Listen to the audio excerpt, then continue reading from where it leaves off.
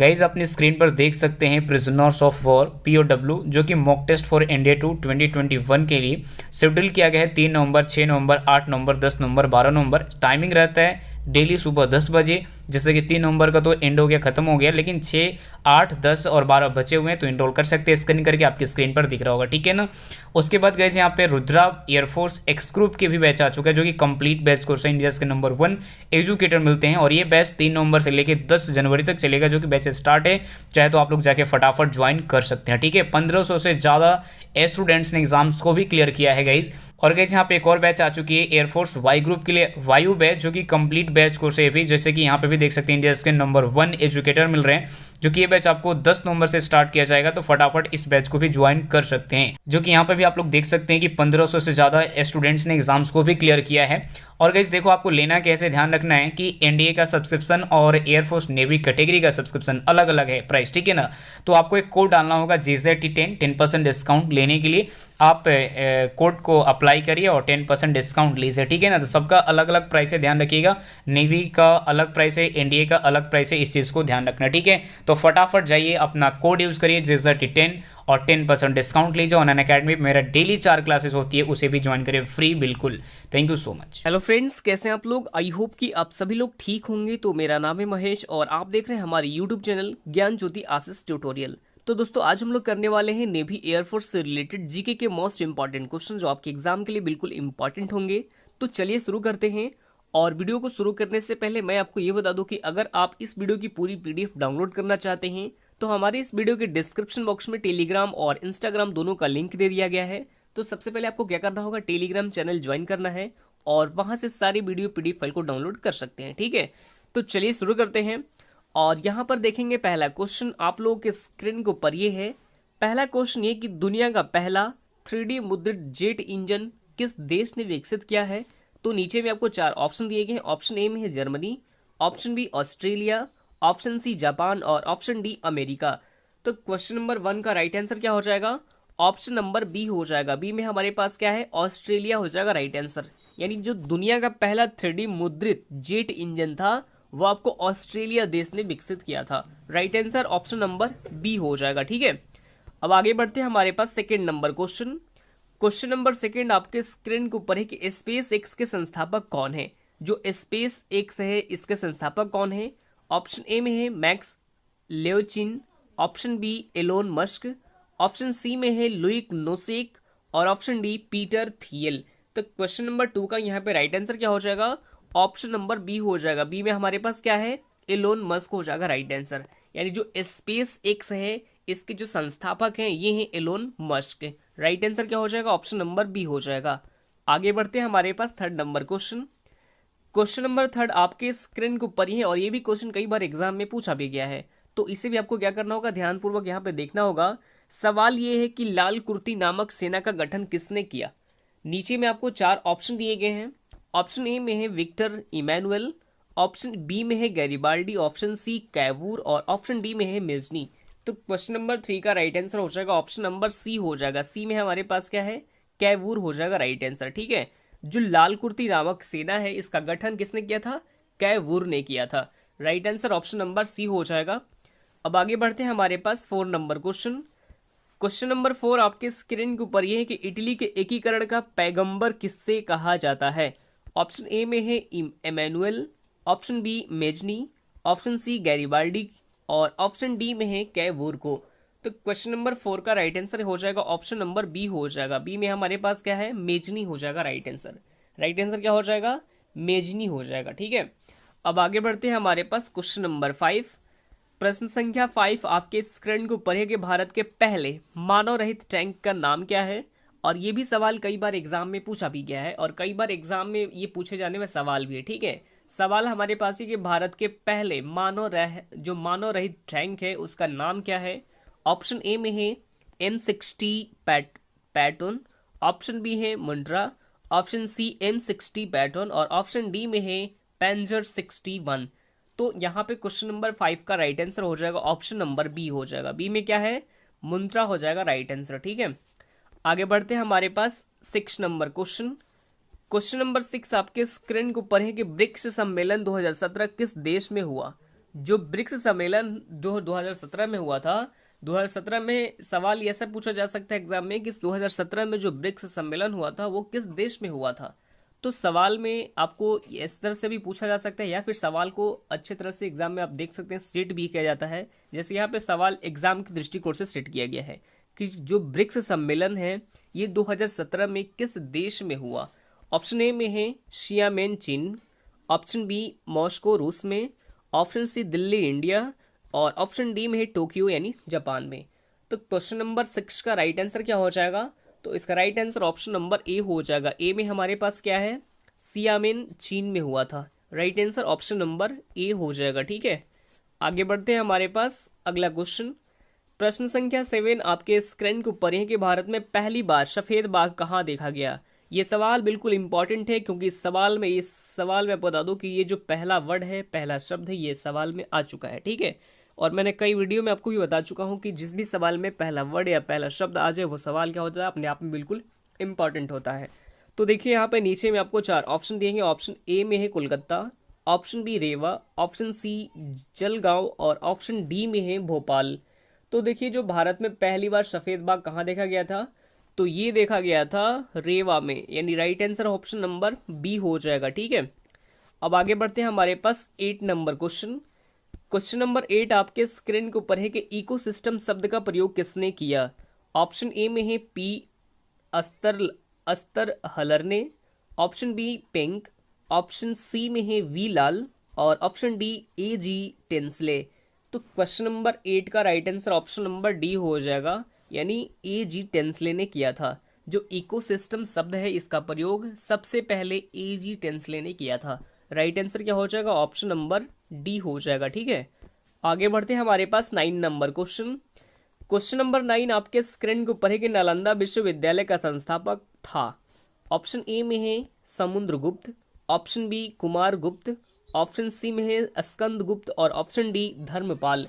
तो question number 9 का right answer option number B हो जाएगा। बी में क्या है, कुमार गुप्त हो जाएगा राइट आंसर। जो नालंदा विश्वविद्यालय है इसके जो संस्थापक थे ये थे Kumar Gupta. Right answer option number B हो जाएगा। अब आगे बढ़ते हैं हमारे पास 10 नंबर क्वेश्चन।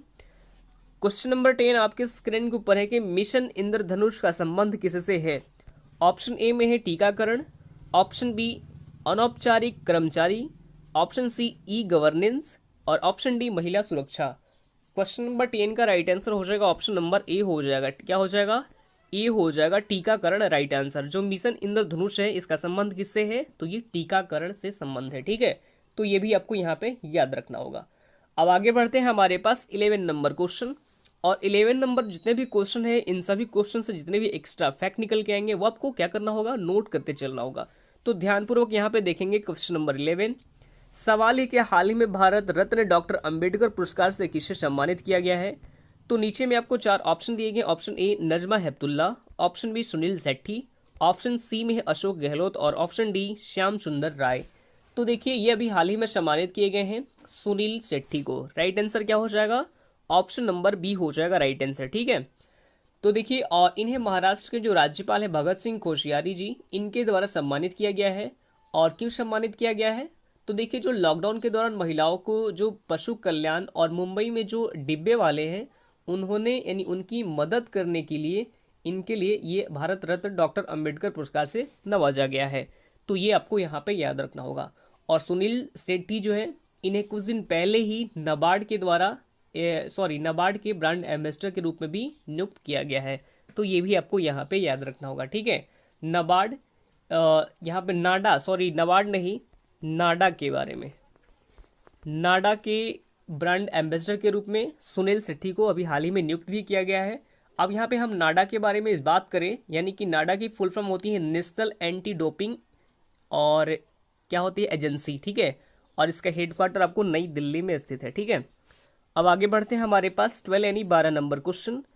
क्वेश्चन नंबर 12 आपके स्क्रीन के ऊपर है कि हाल ही में प्रधानमंत्री नरेंद्र मोदी ने किस राज्य में रुपेक्स फेरी सेवाओं का उद्घाटन किया है। तो देखिए इसके जो घोषणा है ये पहले ही की जा चुकी थी। ठीक है, लेकिन इसका उद्घाटन अब हो चुका है गुजरात में। कहाँ पे हुआ है, गुजरात में हो गया है। ठीक है, तो ये भी आपको यहाँ पे याद रखना होगा। और रोपेक्स सर्विस इसका मतलब क्या है, तो रोल ऑन रोल ऑफ यानी कम पैसेंजर फेरी सर्विस, और इस फेरी सर्विस शुरू होने के बाद जो भावनगर का जो घोघा इलाका है, मतलब कि भावनगर के घोघा से सूरत के हरीजा के बीच लोगों को यानी समुद्री मार्ग के इस्तेमाल कर सकेंगे। और मतलब कि घोघा से हाजीरा के बीच की दूरी टोटल 375 किलोमीटर थी, और ये अब घटकर 90 किलोमीटर हो जाएगी। कितनी पहले थी? 375 किलोमीटर पहले थी, लेकिन अब ये घटकर आपको 90 किलोमीटर हो जाएगी। ये आपको यहाँ पे याद रखना होगा, ठीक है। और इसी का उद्घाटन किया गया है प्राइम मिनिस्टर नरेंद्र मोदी जी के द्वारा गुजरात में। Right answer option number C हो जाएगा। अब आगे बढ़ते हैं, हमारे पास 13 नंबर प्रश्न। प्रश्न संख्या 13 आपके स्क्रीन के ऊपर है कि राष्ट्रीय जल पुरस्कार 2019 के तहत सर्वश्रेष्ठ राज्य की श्रेणी में कौन सा राज्य टॉप पर रहा है। तो ये भी सवाल बिल्कुल इंपॉर्टेंट है, इसको आपको क्या करना होगा, ध्यानपूर्वक दिखना होगा, ठीक है। तो इसमें टॉप पर रहा है तमिलनाडु। राइट आंसर क्या हो जाएगा? ऑप्शन नंबर ई हो जाएगा, ठीक है, जो कि पहले स्थान पर है। दूसरे स्थान पर कौन है? दूसरे स्थान पर है महाराष्ट्र है, जो कि दूसरे स्थान पर है। इसी क्रम में तीसरे स्थान पर है राजस्थान, और चौथे स्थान पर है अपना बिहार, ठीक है। तो बिहार है चौथे स्थान पर। तो इन सभी के बारे में आपको यहाँ पे याद रखना होगा, ठीक है। और ये जो अवार्ड है ये कई पैरामीटर के आधार पर दिया जाता है, जैसे कि सिंचाई के लिए राज्य में पानी की क्या व्यवस्था है, या जब बारिश होती है तो राज्य में क्या व्यवस्था होती है, और जो फैकल्टी ये गंदा पानी जो होता है निकलता है कहीं से, तो उसका उपयोग कहाँ होता है, इन सभी के बारे में डिस्कस किया गया है, ठीक है। तो इसी के जो रैंकिंग निकाला गया है, इसी को सबको मतलब ध्यान में रखते हुए एक रैंकिंग जारी की गई, जिसमें टॉप पर रहा है तमिलनाडु। अब यहाँ पे हम तमिलनाडु के बारे में बात करें तो राजधानी क्या है? तमिलनाडु की राजधानी है चेन्नई। चेन्नई जो है तमिलनाडु की राजधानी है। मुख्यमंत्री है एडापटी के पलानीस्वामी जी, जबकि राज्यपाल है बनवारी लाल पुरोहित। अब आगे बढ़ते हैं, हमारे पास 14 नंबर प्रश्न। प्रश्न संख्या 14 आपके स्क्रीन को पढ़े कि हाल ही में लॉन्च की गई रामायण की किताब जिसका नाम क्या है? थॉसमी लाइफ एवं स्किल्स थ्रू द लेंस किसके द्वारा लिखी गई है? ये सवाल है। तो ये अभी हाल ही में लिखी गई है, किसके द्वारा लिखी गई है? रल्ला बांदी 3 रामचक्र घर के द्वारा, यानी ऑप्शन नंबर ए हो जाएगा राइट आंसर, ठीक है। तो देखिए, इसको आपको क्या करना होगा, इस किताब का नाम याद रखना होगा, और इसमें सिर्फ और सिर्फ आपको लेखक का नाम याद रखना होगा, ठीक है। तो इसके साथ ये आपको बिल्कुल, ये जो है ये सवाल आपके एग्जाम में तो ज़्यादातर नहीं पूछा जाता है, पर आपको क्या करना होगा, याद रखना होगा। आगे बढ़ते हैं, हमारे पास 15 नंबर क्वेश्चन। क्वेश्चन नंबर 15 आपके स्क्रीन को पढ़े कि हाल ही में किस देश के पहले परमाणु ऊर्जा संयंत्र का संचालन शुरू हुआ है? तो ये भी सवाल क्या है, बिल्कुल इंपॉर्टेंट है, इसको भी आपको क्या करना होगा, याद रखना होगा, ठीक है। तो देखिए, हाल ही में बेलारूस के पहले परमाणु ऊर्जा संयंत्र का संचालन हो चुका है। कहाँ पर? बेलारूस में, यानी right answer option number C हो जाएगा। और यहाँ पे हम बात कर लेते हैं सबसे पहले बेलारूस के बारे में। तो ये एक यूरोपीय महाद्वीप में स्थित है, और इसकी कैपिटल है मिन्स्क। करेंसी है बेलारूस रूबल, और राष्ट्रपति अभी हाल ही में बने हैं अलेक्जेंडर लुकाशेंको। ये भी आपको यहाँ पे याद रखना होगा बेलारूस के बारे में। आगे बढ़ते हैं, हमारे पास 16 यानी 16 नंबर प्रश्न। प्रश्न संख्या 16 आपके स्क्रीन को पढ़े कि किस राज्य में कोविड वैक्सीन उत्पादन केंद्र बनेगा? तो देखिए, कोविड वैक्सीन उत्पादन केंद्र ये बनेगा ओडिशा में। कहाँ पे बनेगा? ओडिशा में बनेगा। Right answer option number B हो जाएगा, और ओडिशा की राजधानी भुवनेश्वर में, ठीक है। तो ये आपको यहाँ पे याद रखना होगा। और वहीं पे इसका जो है आपको बता दूं कि ये कोविड जो वैक्सीन है इसका उत्पादन केंद्र ओडिशा के भुवनेश्वर में बनेगा। ये आपको यहाँ पे याद रखना होगा, ठीक है। अब यहाँ पे हमने एक टर्म यूज़ किया है, टर्म क्या है? भारत बायोटेक। तो इसकी जो स्थापना ही ये आपको 1996 में हुई थी। कब हुई थी? 1996 में, और इसका हेडक्वार्टर स्थित है हैदराबाद में, और इसी की मदद से ओडिशा में इस कोविड वैक्सीन उत्पादन केंद्र की स्थापना की जाएगी।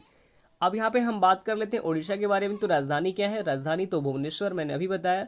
मुख्यमंत्री है नवीन पटनायक, जबकि राज्यपाल है गणेशी लाल। ये भी आपको यहाँ पे याद रखना होगा, ठीक है। अब यहाँ पे इंपॉर्टेंट नेशनल पार्क के बारे में यदि बात करें तो सिमलापाल और भीतरकनिका नेशनल पार्क ये दोनों ही स्थित है ओडिशा में। तो इन दोनों के ही बारे में आपको यहाँ पे याद रखना होगा, ठीक है। तो आज के लिए इतना ही। अगर आपको ये वीडियो अच्छा लगा तो वीडियो को लाइक कीजिए, कमेंट कीजिए, और अपने स्टडी ग्रुप में शेयर भी कीजिए। तो चलिए फिर मिलते हैं नेक्स्ट वीडियो में। तब तक के लिए bye bye, take care, all the best, thank you.